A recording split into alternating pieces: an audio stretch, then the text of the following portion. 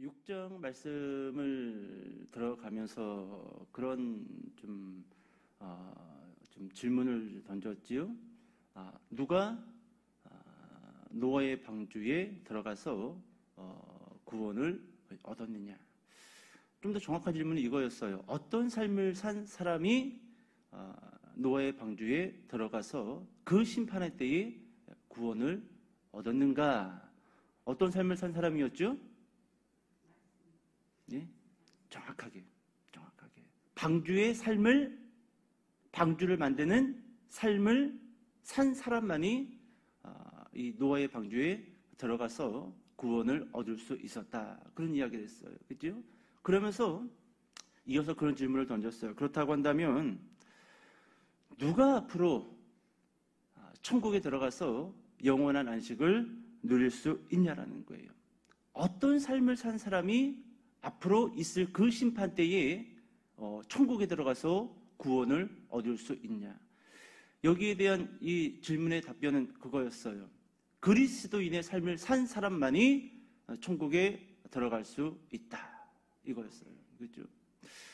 여러분, 이 질문은 6장 전체를 포용하고 있는 질문입니다. 질문. 결국 이 질문 안에는 이 어떤 의미가 담겨져 있었어요? 삶과 구원은 분리됐다, 안 됐다? 안 됐다라는 거예요.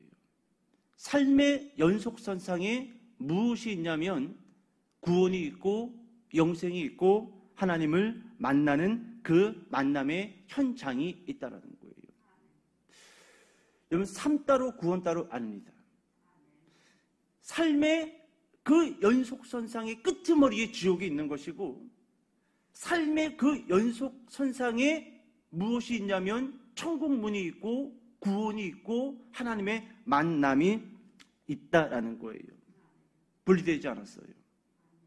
삶은 엉망으로 살았으면서 천국 문이 있기를 기대하는 것은 말도 안 돼요. 한 사람이 그의 인생을 교회 안에서 보내기를 즐거워하고 성도들과 교제하기를 즐거워하고 하나님을 예배하기를 여러분 늘 행복해하고 그것을 통하여 만족을 누렸다라고 한다면 그 연속선상의 끝에 무엇이 있어야 돼요? 지옥이에요? 천국이에요? 당연히 지옥이요? 그럴 수 없느니라. 그럴 수 없느니라. 그 연속선상의 끝에는 여러분 천국이 있다라는 겁니다. 이것이 여러분 6장에서 사도 바울이 성도들에게 꼭 하고 싶었던 말씀이었어요. 한 학생이 저에게 예배 시간에 이런 질문을 던졌어요. 오늘 우리가 읽은 마태복음에 땅에서 매면 하늘에서도 매일 것이요, 땅에서 풀리면 하늘에서도 풀릴 것이다 라고 이렇게 말씀이 있는데, 저는 이게 무슨 말인지 궁금합니다. 이런 질문을 던진 친구 하나가 있었어요. 여러분, 이 말씀은요 마태복음 16장에서 한번 기록이 되어져 있고, 그리고 18장에서 또 한번 기록이 되어져 있습니다. 마태복음 16장에서는 이런 이 문맥과 함께 이 말씀이 등장을 하는데, 이런 문맥이에요. 이 베드로가 그 유명한 주는 그리스도시요 살아계신 하나님의 아들이십니다, 이 신앙 고백을 해요. 그리고 이 신앙 고백을 들은 예수님이 반석 위에 교회를 세우리라, 이런 말씀과 함께 내가 베드로에게 천국의 열쇠를 주노라, 그렇게 이야기를 합니다. 그리고 나서 이어지는 말씀이 바로 이 말씀이에요. 네가, 여기서는 정확하게 베드로를 지목합니다. 네가 땅에서 매면 하늘에서도 매일 것이요, 땅에서 풀면은 하늘에서도 풀릴 것이라. 아주 의미심장한 말씀을 던져줍니다. 근데 여러분, 여기서 정확하게 이게 무슨 의미인지 여러분 대충 해석해서는 안 돼요. 근데 이 말씀이 정확하게 18장에서 다시 한번 기록이 되어져요. 그 문맥을 이렇습니다. 한 형제가, 그러니까 교회 공동체의 형제 같아요. 한 형제가 옳고 그름의 문제, 그러니까 율법의 기준을 놓고 봤었을 때, 말씀의 기준을 놓고 봤었을 때 옳고 그름의 문제 안에서 어떤 한 형제, 교회의 한 형제를 또 다른 한 형제가 봤는데 율법의 기준과 하나님의 말씀의 기준에 여러분 옳지 못한 행동을 했단 말이죠. 그래서 가서 너 그것은 옳지 못해. 그것은 옳지 못해. 그렇게 권면을 했어요. 내 말을 들어야 안 들어요? 내가 봤을 때는 이거 옳은 것 같은데 이렇게 사는 게 그래요. 그러니까 말씀에 기록되어지기를 그러면 교회에 가서 한두 사람을 더 데리고 가서 이야기해라. 너 그거 옳지 못하다. 그런데 한두 사람을 데리고 가서도 이 형제가 그 권고의 메시지를 받아들이지 않는다라고 하는데 이번에는 교회에 이야기해라. 그리고 교회가 그 죄인에게 권면을 해라. 그리고 교회의 말도 듣지 않는다라고 한다면 어떻게 여겨라? 세리처럼, 이방처럼 여겨버려라. 이건 무슨 의미일까요? 끊어버리라는 거예요. 교회에서 그 못된 인간을 끊어버리고 쫓아내버리라는 거예요. 아예 호적을 파서 내쫓아버리라는 거예요. 그리고 나서 등장하는 말씀이 뭐냐면 땅에서 매면 하늘에서도 매일 것이요 땅에서 풀면 하늘에서도 풀릴 것이다. 풀릴 것이다. 여러분, 이 마태복음 이 16장과 이 13장의 이 두 개의 동일한 메시지 안에서도 여러분 정확하게 어떤 의미가 그 안에 담겨져 있냐면 삶의 연속선상에 구원이 있는 것이지 여러분 삶 따로 구원 따로 있지 않다라는 거예요. 그죠?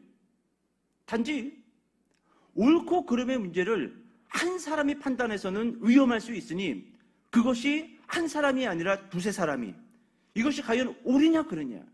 그리고 그 두세 사람으로도 안 될 것 같으면 교회 전체가 그 문제를 가지고 옳고 그름의 문제를 따져서 이것은 옳다. 이것은 그르다. 그러니까 여러분은 여기서 옳고 그르다라는 것은 이 사람이 하나님의 백성이다 아니다라는 여러분 거기까지도 확대 해석할 수도 있단 말이에요. 그래서 옳지 못하다라고 여러분 이 결정이 난다라고 한다면 결국 그 사람이 그 교회 권면에 돌아오지 아니하고 회개하지 아니하면은 정확하게 맞는 거예요. 교회에서 그 사람을 세리 취급을 하고 이방인 취급을 했다라는 것은 결국 저 사람은 하늘의 그 아버지의 집에 들어갈 수 있다 없다? 없다라는 거예요. 없다라는 겁니다. 그렇다고 아무나 막 판단하고 그렇게 하라는 거 아니에요. 신중에 신중을 더해서 옳고 그름의 문제를 판단을 했었을 때 그 옳고 그름의 문제에 벗어났다라고 한다면 그 사람은 이미 하늘에서도 그 그름의 문제 안에서 이미 밖으로 쫓겨나 있는 사람이다라고 그렇게 예수님께서 말씀을 주고 있다라는 거예요. 마찬가지예요.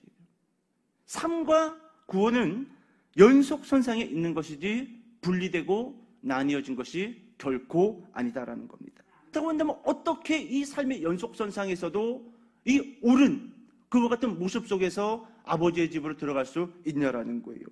그것이 바로 칭의와 거듭남의 은혜로 가능하다라는 겁니다. 이것이 6장 안에 내어져 있는 또 다른 의미예요. 이것이 어떻게 가능하냐? 이것이 어떻게 그 오름의 문제 안에서 결국 아버지의 집으로 들어갈 수 있는 그와 같은 인생으로 살아갈 수 있는가?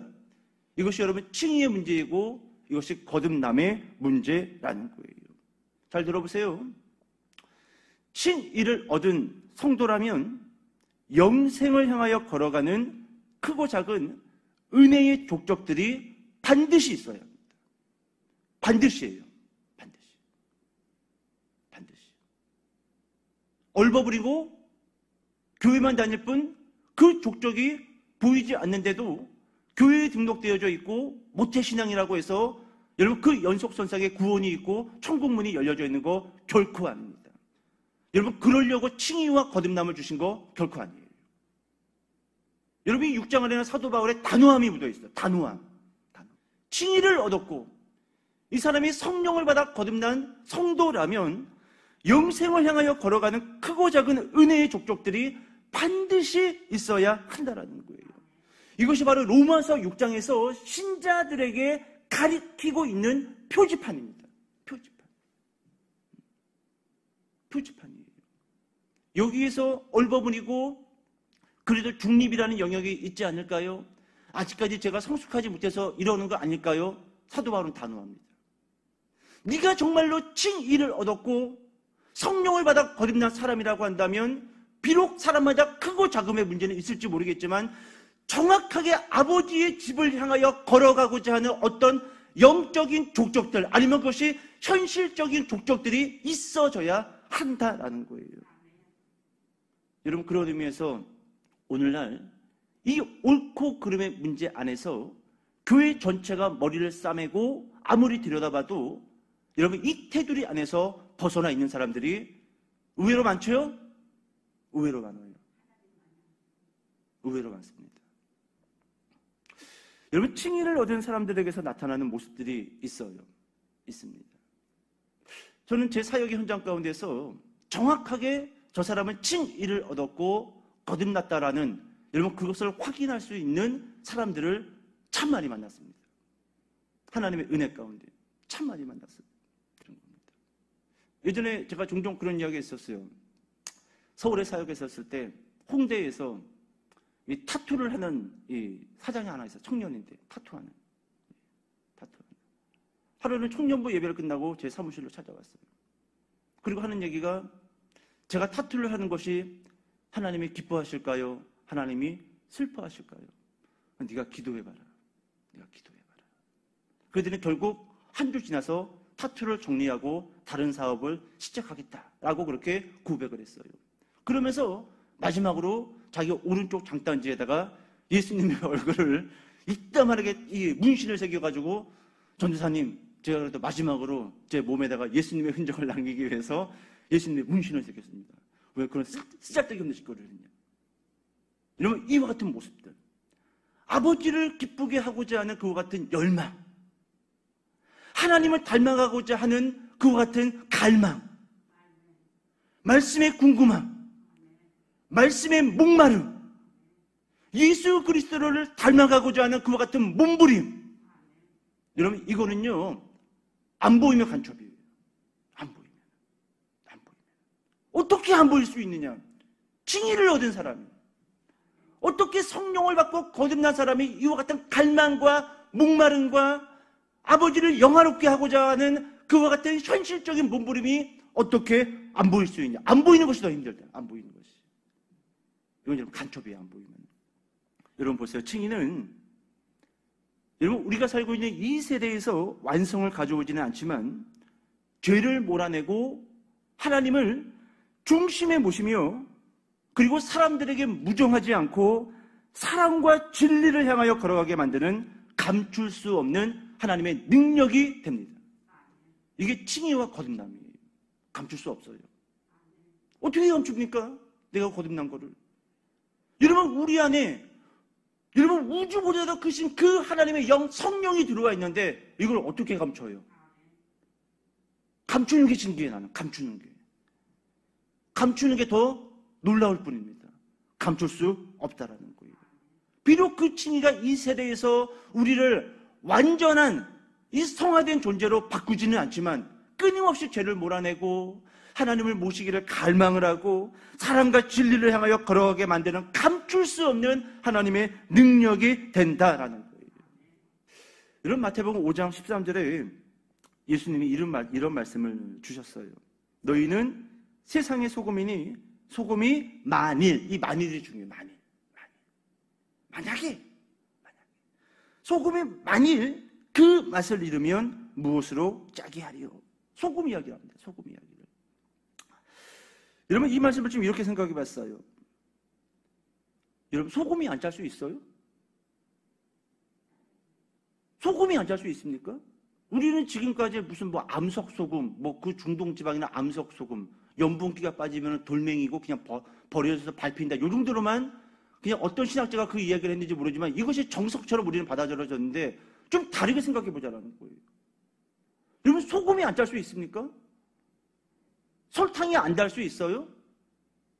미원이 맛이 없을 수가 있습니까? 만일 그 맛을 잃으면, 만일. 여러분, 소금은요, 안 짜면 소금이 아닌 거예요. 소금이 안 짜는데 이것이 뭐 소금이 안 짤 수도 있지. 여러분, 이렇게 가지 말자라는 거예요. 소금이 어떻게 안 짤 수 있습니까? 만일 그 맛을 잃으면. 그럴 수 없는 거예요, 실제로는요. 그럴 수 없어요. 여러분, 칭의를 얻은 자가 어떻게 죄를 몰아내지 않으려고 할 수 있을까요? 칭의를 얻은 자가. 여러분, 칭의를 얻은 자가 어떻게 하나님을 사랑하지 않고 이웃을 사랑하지 않을 수가 있을까요? 물론 사람마다 크고 작음의 문제는 있겠지요. 소금이 어떻게 안 짤 수 있어요? 어떻게? 그렇다고 한다면 칭의를 얻고 하나님의 영이 임재한 여러분, 그 사람이 어떻게 하나님을 사랑하지 않고, 어떻게 예배를 사랑하지 않고, 어떻게 조금 더 하나님 앞에 거룩한 모습 가운데 한 걸음 더 나아가고자 하는 그 열망과 갈망과 목마름이 없을 수 있냐라는 거예요. 그게 가능합니까, 여러분? 근데 우리는 그것이 가능하다라고 여기고 있어요. 오늘날 교회는요. 이게 비통할 뿐인 거예요. 그리고 그것을 당연하게 여기고 있는 거예요. 여러분, 그럴 수 없어요. 그럴 수 없습니다. 예수님이 하나님에게 불순종할 수 없는 것처럼 칭의를 얻은 자는 진리와 사랑, 수고와 헌신, 순종과 낮아짐을 숨길 수도 없고 감출 수도 없다라는 것입니다. 사도 바울 단호하죠? 이거 지금 제 말이 아니에요. 6장 속에서 사도 바울이 끊임없이 반복적으로 여러분 이야기하고자 하는 메시지가 바로 이와 같은 메시지라는 거예요. 칭의를 얻은 자들이 모이는 교회는, 이 교회는 여러분 형식과 의식과 의무일 수 없습니다. 칭의를 얻었기 때문에. 여러분, 또 칭의를 얻은 자들이 모인 여러분 이 교회는 짜여진 예배와 성경 공부와 프로그램이 전부일 수도 없어요. 칭의를 얻었기 때문에. 여러분, 짜여진 프로그램 안에서만 여러분 돌아가고 있다고 한다면, 여러분 짜여진 형식적인 예배 안에서 그것이 예배의 전부인 것처럼 돌아가고 있다고 한다면 이것 또한 말이 안 돼요. 말이 안 됩니다. 칭의를 얻은 자들이, 하나님의 성령을 받고 거듭난 자들이 어떻게 짜여진 프로그램이 전부인 것처럼 살 수 있냐라는 거예요. 그럴 수 없어요. 칭의를 얻은 자들이 모이는 교회, 여러분 이 교회는 진리에 대해서 살아있고 거짓에 대해서 단호하며 형식과 의식과 의무를 초월해서 하나님을 향한 갈망이 있고 부르심에 순종하는 몸부림이 있는 곳, 몸부림이 있는 곳이에요. 형식에 매이고 교회가 만들어준 그 틀에, 그 틀 속에 만족을 하는 여러분 그 현장의 교회가 아니라 몸부림치는 곳이 바로 이 교회의 현장이라는 거예요. 이것이 어떻게 가능하다고요? 칭의와 거듭남의 사건입니다. 여러분 로마서 6장 18절 같이 한번 읽어볼게요. 6장 18절. 자, 시작. 죄로부터 해방되어 의에게 종이 되었느니라. 왜 오늘 본문도 아닌데 18절을 읽었느냐? 오늘 마지막이니까 좀 여기저기 잠깐 보고 그냥 마칠게요. 자, 여러분 죄로부터 해방되어, 여러분 얼뜻 보면은 꼭 우리가 죄로부터 해방되어야 되는 어떤 몸부림이 있어야 되는 것처럼 보이지만, 여러분 여기서 해방되다라는 동사는 능동태가 아니라 수동태예요. 수동태입니다.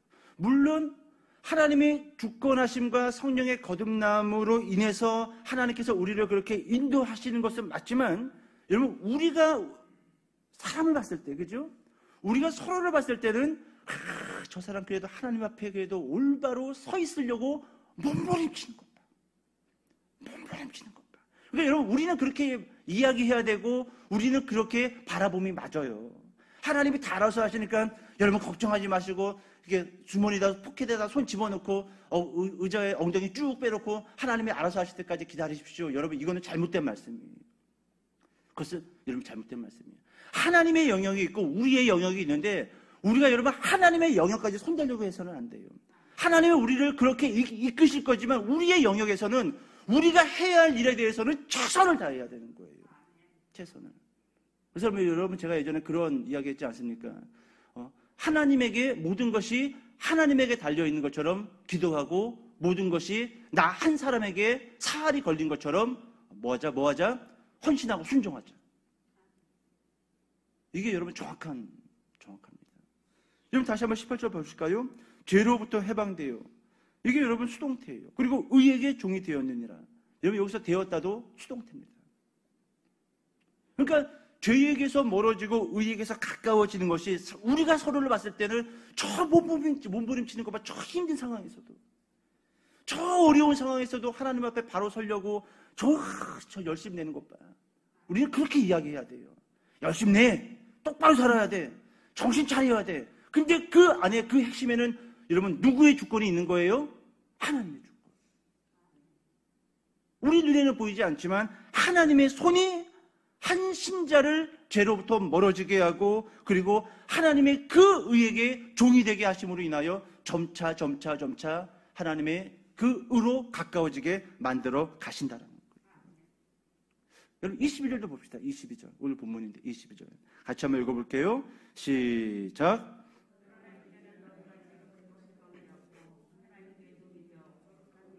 열매를 맺었으니 그 마지막은 영생이라.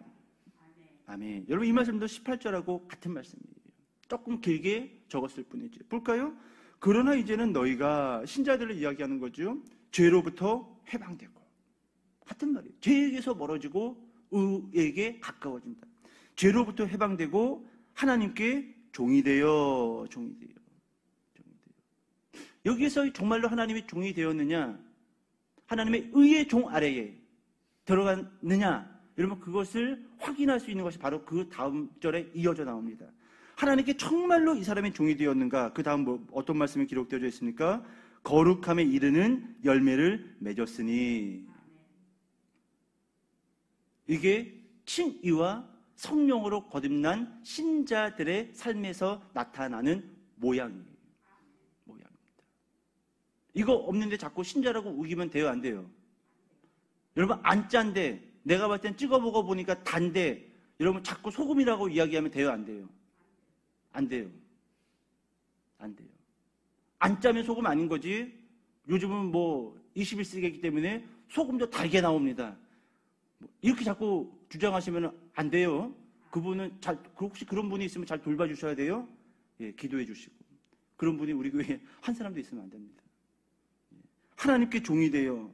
이 사람이 정말로 하나님의 종이 되었는지 말로만 떠들고 교회에 등록되고 직분을 받은 것이 여러분 그것이 하나님의 종이 된 것이 아니라 그 뒤에 무엇이 나옵니까? 거룩함에 이르는 열매를 맺었으니. 이게 여러분 성화예요. 성화. 조금은 더디고 조금은 불안하지만 그 사람에게서 하나님의 의를 향하여 움직여지는 그와 같은 성화의 열매를 맺었으니. 이게 여러분 그리스도의 삶이란 말이에요. 이게. 그리고 그 삶의 연속선상에서 무엇이 있다고요? 22절 끝에 그 마지막은 무엇이라? 영생이라. 같은 말씀입니다. 사도 바울이 조금 모양만 바꿔서 이야기할 뿐이지 계속 같은 말을 여러분 6장에서도 계속 똑같은 말을 반복했을 뿐이에요. 신자의 삶은 죄로부터 멀어지고 의에게로 가까워져야 합니다. 안 가까워졌는데 신자라고 자꾸 우기시면 이거 참 곤란합니다. 그리고 그렇게 의에게서 가까워져가는 그 신자의 그 연속선상의 그 마지막은 무엇이라? 영생이라. 이게 22절 말씀입니다. 그리고 이제 6장 마지막 절 23절이 시작돼요. 여러분 오늘 이 한글 개혁판에는 생략되어져 있지만 23절은 원어를 보면은 왜냐하면이라는 말이 먼저 나와요. 왜냐하면. 우리 한글 성경에는 없죠? 왜냐하면. 자, 볼까요? 여러분 22절이 신자의 그 마지막 삶은 영생입니다. 이렇게 결과적으로 이야기했어요. 그런데 마지막 23절에 왜냐하면, 그러니까 여러분 23절은 어떤 말씀이라는 거예요? 22절의 결과라고 한다면 23절은 그 이유에 대해서 이야기해 주겠다는 겁니다. 그 원인. 왜 신자의 그 삶이 마지막이 영생인지.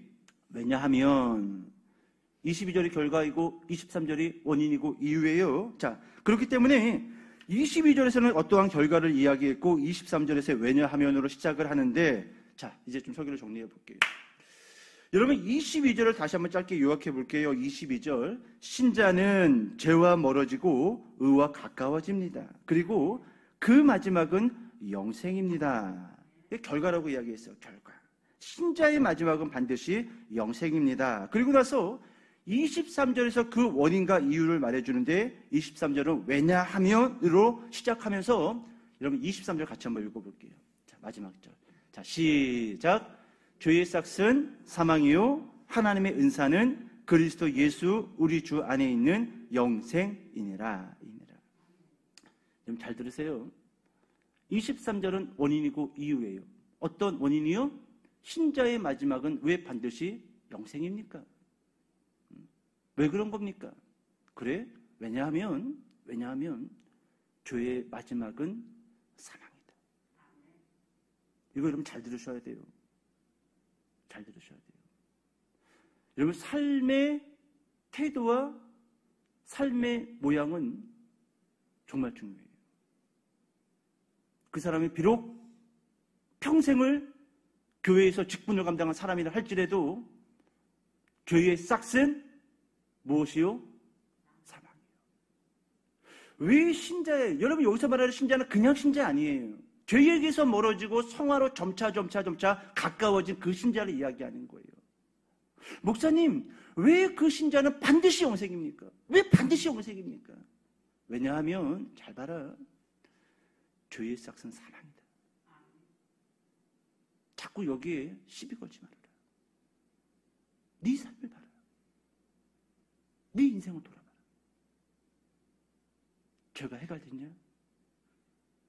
죄가 해결됐어. 의에게서 가까워졌냐? 아니에요. 실제로 교회만 다녔고 가면을 쓰고 흉내만 냈지, 제 인생을 돌아보니까 예수를 믿기 전이나 믿고 그 다음에 바뀐 것이 없는 것 같습니다. 더 표독해졌고 더 악랄해졌고 더 영성이 어두워진 것을 저는 부정할 수 없습니다. 내가 그걸 이야기하는 거다. 죄의 싹은 사망이다. 사망. 끔찍한 말이에요. 끔찍한 말이에요. 그러니까 여러분, 우리 안에 있는 여러분 죄, 이거 어떻게 해야 돼요? 예, 아멘입니다. 해결해야 돼요. 해결해야 돼요. 어떻게? 믿음으로. 여러분이 여러분의 영혼을 방치하지 마세요. 이렇게 해도 넘어가겠지. 은근슬쩍 천국 담, 구렁이 담 넘어가듯이 넘어갈 수 있겠지. 아니요. 아닙니다. 아니에요. 잘못되고 이상한 믿음과 신앙이 한국교회를 뒤덮고 있어요. 분명 소금이 아닌데 자꾸 소금이라고 우기고, 설탕인데 소금이라고 우기고, 신자가 아닌데 신자라고 우기고, 여러분, 그의 인생과 삶에 죄의 싹밖에 없는데 자꾸 영생이다라고 우기고, 우겨서 될 문제가 아니에요. 왠줄 아니? 죄의 싹은 사망이요, 하나님의 은사는 영생이다. 좀 길게 표현했어요. 의에게 가까워져가는 그 신자의 삶을 사도 바울은 이렇게 표현했어요. 23절에서 하나님의 은사다. 그리고 그것은 그리스도 예수 우리 주 안에 있는 것이다. 그렇게 산 사람, 그렇게 의에게 가까워져간 사람은 반드시 영생이다. 죄의 싹은 사망이요, 하나님의 은사는 영생이다. 그럼 여러분, 이런 질문을 던져볼게요. 신자는 왜 구원을 받은 건가요? 왜 반드시 구원을 받은 건가요? 두 가지로 정리할 수 있어요. 첫 번째, 죄와 멀어졌기 때문입니다.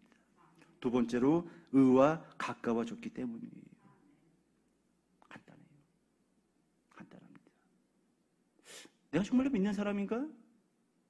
내가 정말로 성령으로 거듭난 사람인가? 생명책에 이름이 적혀 있어야 된다고 하는데 계시록에 보니까 나는 정말로 적혀 있는 사람인가? 뭐 이것저것 살펴볼 필요 없어요. 왜 신자는 구원을 받았는가? 첫 번째, 죄와 멀어졌기 때문이고, 두 번째, 의와 가까워졌기 때문입니다. 그러니까 여러분 보세요. 신자의 삶이 얼마나 중요한 신호탄인지 우리가 뼈저리게 깨달아야 돼요. 나의 하루하루의 삶이, 나의 한 달, 1년의 삶이 얼마나 중요한 신호탄인지 우리는 그것을 중요하게 여길 필요가 있다는 거예요. 죄와 가까워지면 뭡니까? 사망이에요. 뭐 세례받았다니, 뭐 모태신앙이니 자꾸 그렇게 드밀지 마세요. 안 짜면 소금 아닌 겁니다. 하나님이 주신 칭의와 성령의 거듭남은 무슨 뭐 명찰처럼 여기 하나 달고 그냥 살라고 여러분 주신 것 아니에요. 그런 기독교였으면요, 2000년 전에 기독교는 문 닫고 없어졌어요. 지금까지 여러분 그 사도들의 복음을 통해서 여러분, 이 한국 땅까지, 이 조선 땅까지 복음이 증거된 거는 강력한 칭의의 역사와 성령의 거듭난 역사가 있었고, 여러분, 그렇게 성령을 받은 사람이 죄와 멀어졌고 의에게서 가까워졌기 때문에 이 조선 땅까지 복음이 온 거지, 그러려고 거듭남과 칭의를 주신 거지 명찰처럼 하나 붙이고 살라고 주신 것이 아니라는 거예요. 죄와 가까워지면 사망, 의와 가까워지면 좀 더 고지식한 말로 하면 성화의 삶을 살면 영생입니다. 이제 마칠까요? 마칩시다. 여러분, 23절을 보게 되면, 이거 하나만 보고 마칠게요. 23절을 보게 되면은 그 후반부를 보니까 하나님의 은사는, 그리고 끝에 보니까 영생이니라, 이렇게 이야기해주고 있어요. 그러니까 여러분, 영생은 뭐라는 거예요? 하나님의 선물이라는 겁니다. 선물. 그죠? 영생은 하나님의 선물이다. 그럼 여러분 좀 이렇게 정리해 볼게요. 영생은 하나님의 선물입니다. 그리고 이 영생은 성화의 열매였어요. 그죠? 그리스도인의 삶. 성화에 되어져가는 그 그리스도인의 삶의 연속선상에서 여러분 영생이 있었다라는 거예요. 그러니까 여러분, 이 영생은 성화의 열매라는 거예요. 그럼 이렇게 이야기할 수 있습니다. 성화도 하나님의 선물이라는 거예요. 영생이 하나님의 선물이고 성화의 연속선상에서 이 영생이라는 열매가 있었단 말이에요. 그죠? 그죠? 그러면 성화도 뭡니까? 선물이라는 거예요. 성화도. 구원은 믿음으로 받고, 여러분, 성화는 우리의 노력과 행위로 받으려고 여러분 그렇게 생각하는 사람들이 의외로 있습니다. 근데 그렇지 않아요. 실제로 여러분 이 성화의 이 과정도 영생이 선물인 것처럼 하나님의 선물이라는 거예요. 여러분, 만약에 이 성화가 선물이 아니라 신자가 이루어야 할 것이라고 한다면 영생은 선물일 수 없습니다. 여러분, 우리가 지금 성화의 과정 가운데 있어요. 여러분, 지금도 하나님은 우리를 온전히 그 성화의 레일 위로 안착시키시기 위해서 지금도 하나님은 일하십니다. 그리고 그 하나님의 보좌 한편에서 예수님은 탈선의 위기에 놓여져 있는 우리 한 사람 한 사람의 이름을 부르시면서 하나님에게 중보하고 계셔요. 중보하고 계셔요. 철이 들면 부모의 마음이 보이는 거예요. 철이 들면 이제는 내가 이렇게 살면은 안 되겠다. 여러분, 그와 같은 여러분 마음을 다지게 된다라는 거예요. 여러분, 좀 이렇게 설교를 정리해 볼까요? 우리가 어떻게 조금 더 이 죄에게서 멀어지고 성화의 삶을 살아갈 수 있을까요? 여러 가지 방법이 있을 거예요. 근데 저는 오늘 이 6장 본문 안에서 이것을 이야기하고 싶습니다. 먼저 13절을 보면은 너희 지체를 불의의 무기로 죄에게 내주지 말고 오직 너희 자신을 죽은 자 가운데서. 그러면서 여러분, 사도 바울은 지체를 강조해요. 지체. 우리 몸뚱이를 강조합니다. 네 몸뚱이를 어디에다 둘 거냐? 어디에다 둘 거냐? 19절도 보면은요, 너희 육신이 연약함으로 내가 사람의 예대로 말하노니 전에 너희가 너희 지체를 부정과 불법에 내주어 불법에 이른 것 같이 이제는 너희 지체를 의에게 종으로 내주어 거룩함에 이르라. 이게 사도 바울이 우리에게 전달해주는 한 방법. 어떻게 하면 죄와 멀어지고 의와 가까워질 것인가? 어떻게 하라고요? 우리 몸뚱이를 자꾸 어디에다가 드리라고요? 의에게 드리라는 거예요. 의에게 드리라는 거예요. 그래서 여러분, 제가 어저께 이것을 좀 정리를 하면서 한국 교회가 그래도 이렇게 성장되어지고 지역마다 이 교회가 안 세워진 지역이 없을 정도로 이렇게 성도들이 많아졌던 그 이유 가운데 하나가 뭐냐면 한국 교회는 너무 빽빽하고 너무 오밀조밀해요. 여유가 없어요. 이게 여러분 한편으로는 단점일 수도 있겠지만 한편으로는 장점으로도 분명 작용이 됐다라고 생각되어집니다. 제지를 시간이 없어요. 제지를 시간. 여러분, 새벽 예배 없어봐요. 어젯밤에 여러분 뭐 했을까요? 밤새도록 딴짓거리 했겠지요? 딴짓거리 했죠. 주일도 그냥 쌈박하게 11시 예배 한번 딱 있고 없다고 생각해보세요. 새벽 예배도 없고 저녁 예배도 없고. 그러면 여러분 11시에만 1시간 딱 갔다 와서 또 어디 갈까요? 젊은 애들은 다 PC방 가가지고 사람 죽이는 총 쏘고 있고 수류탄 던지고. 어른들은 3, 4, 5 몰려가지고 교인들끼리 들로 산으로 가다가 감정에 취하면 막걸리도 한 잔 먹고, 그죠? 소맥도 한 잔 먹고, 분명 그랬을 거예요. 분명 그랬을 거예요. 근데 한국 교회는 정신없이 돌렸어요. 지금도 정신없잖아요. 그렇죠? 이 새벽 시간에 저기 소리를 지르면서 35분이나 됐는데 설교를 안 끝내는 저 이상한 목사. 정신이 없어요. 집에 가서 30분이라도 누워 자야지 출근할 수 있는데. 여러분, 이게 어떻게 보면 단점으로도 작용됐지만 저는 이게 장점으로도 작용되었다라고 생각이 되어집니다. 너희 지체를 의에게 내주어라. 의에게 내주어라. 3일교회 전병호 목사님이 3일교회를 맡고 나서 아주 강력하게 시도했던 게 뭡니까? 새벽 예배였어요. 전 교인이 새벽화 시키기 위해. 이거를 안 하니까 밤에 성도들이 다 딴짓거리 하더라고요. 젊은 애들이. 교회에서 예배드리고 주일날 밤에는 술집에서 술 먹고 있다라는 거예요. 이래서는 안 되겠다. 그래서 다 새벽 예배 나와요. 새벽에 3시, 4시에 나오려면 몇 시에 자야 돼요? 일찍 자야죠. 일찍 자야죠. 교회 나와서 또 학교로 가야 되고 직장으로 가야 되는데.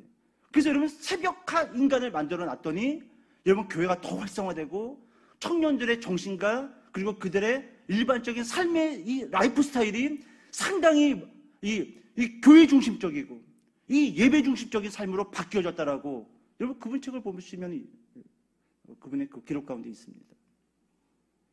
한 가지 방법이에요.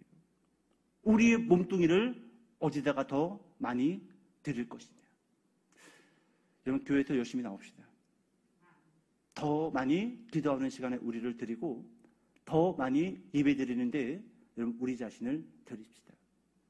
시간이 많으면은 조금 여유가 있으면 우리가 더 여유롭고 더 성숙한 모습으로 하나님 앞에 쓸 것 같지만 여러분 꼭 그렇지만 않아요. 희한하게 여러분 기도하는 사람이라 할지라도 시간이 많고 여유가 있으면요 그 남는 시간에 하나님에게 달려오는 것이 아니라 자꾸 세상을 향하여 달려가게 된다는 거예요. 여러분 그렇게 하나님 앞에 한 걸음 두 걸음씩 여러분 성화의 그와 같은 걸음을 걸어가시는 저와 여러분 되시기를 주님의 이름으로 축복합니다. 기도하겠습니다.